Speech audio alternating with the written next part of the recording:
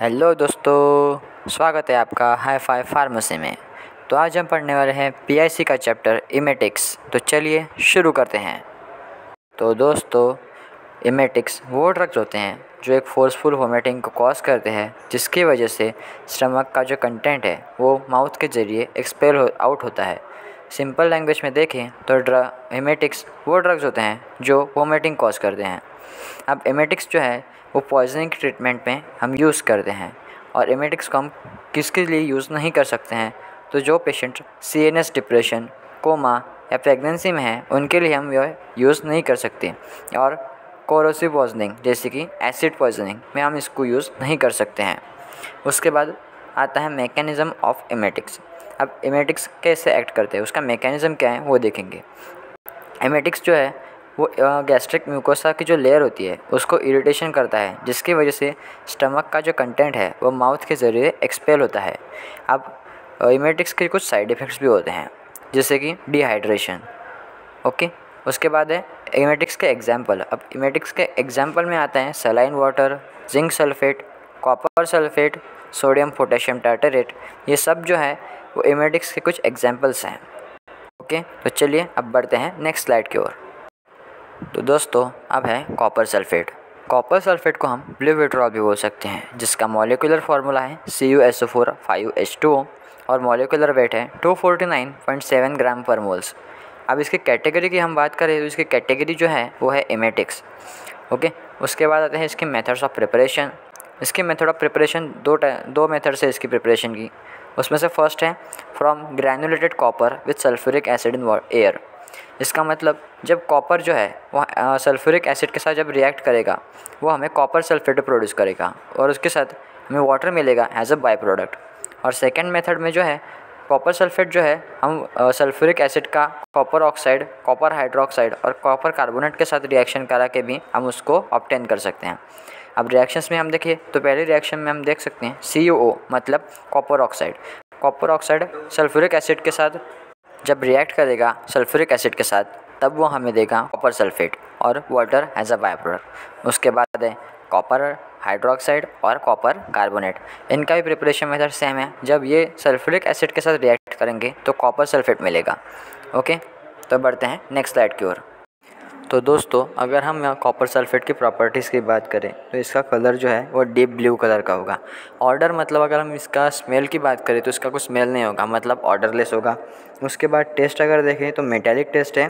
State की हम बात करें मतलब किस स्टेट में प्रेजेंट होगा, तो इसका जो स्टेट है वो क्रिस्टल पाउडर या फिर प्रिज्म ग्रैन्यूल्स हम बोल सकते हैं, उसमें इस स्टेट में ये प्रेजेंट होगा।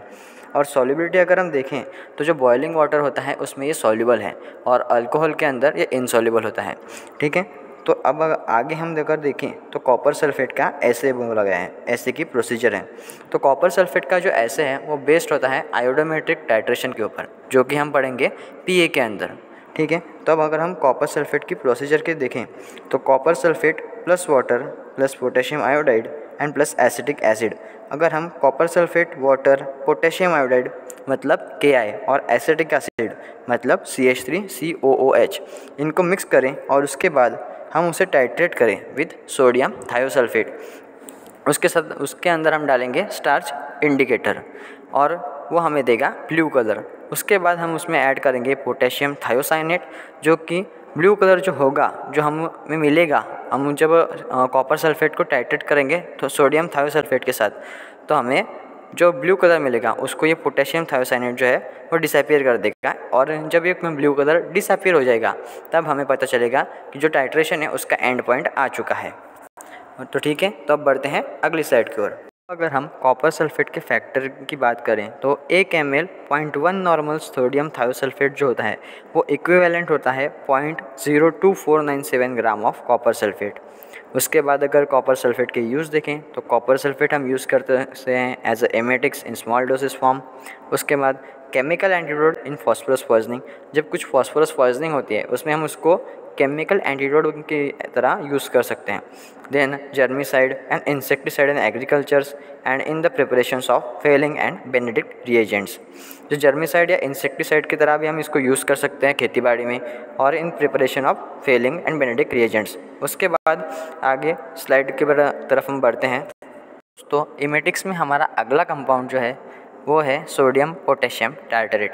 सोडियम पोटेशियम टार्टरेट को हम रॉकीली सॉल्ट, डबल सॉल्ट या फिर टार्टरिक एसिड के नाम से भी जानते हैं। अगर इसके फार्मूला की अगर हम बात करें तो इसका मॉलिक्यूलर फार्मूला जो है वो है C4H6O6Na+K+.4H2O। इसका मॉलिक्यूलर वेट है 282.1 ग्राम पर मोल और कैटेगरी है इमेटिक्स। अब अगर हम इसकी मेथड ऑफ प्रिपरेशन की तरफ अगर बढ़ते हैं तो जो है हम सोडियम पोटेशियम टार्टरेट को बना सकते हैं सक्सेनिक एसिड। उसमें हम डालेंगे सोडियम क्लोराइड NaCl और पोटेशियम क्लोराइड मतलब KCl। जब सक्सेनिक एसिड, सोडियम क्लोराइड और पोटेशियम क्लोराइड ये सब रिएक्ट होंगे तो हमें मिलेगा सोडियम पोटेशियम टार्टरेट। तो आगे बढ़ते हैं नेक्स्ट स्लाइड की ओर। दोस्तों अगर हम सोडियम पोटेशियम टार्टरेट की प्रॉपर्टीज़ की अगर बात करें तो इसका कलर वाइट कलर होगा। ऑर्डर मतलब स्मेल, ऑर्डरलेस, स्मेल नहीं होगा। उसके बाद टेस्ट की बात करें तो सलाइन टेस्ट होगा। स्टेट की हम बात करें मतलब किस स्टेट में है तो ये क्रिस्टल पाउडर के फॉर्म में होगा या फिर प्रिज्म ग्रैन्यूल्स। और सॉल्युबिलिटी जो है ये बॉइलिंग वाटर में सॉल्युबल होता है। और अगर हम आगे इसके यूजेस की बात करें तो इसके यूजेस हैं एज ए इमेटिक्स की तरह हम यूज़ कर सकते हैं, एज ए सलाइन कैथेटिक्स और लैक्सेटिव। हम इसे सलाइन कैथेटिक्स की तरह भी यूज़ कर सकते हैं। उसके बाद ये यूज़ होता है in the preparation of compound effervescence powder. ठीक है दोस्तों, तो ये था हमारा आज का इमेटिक्स का चैप्टर। तो दोस्तों अगर आपको वीडियो समझ में आया हो तो प्लीज़ वीडियो को लाइक कीजिए, शेयर कीजिए और सब्सक्राइब करना ना भूलें। और हमारी अगली वीडियोज़ के लिए बेल आइकन को ज़रूर दबाएँ। Thank you.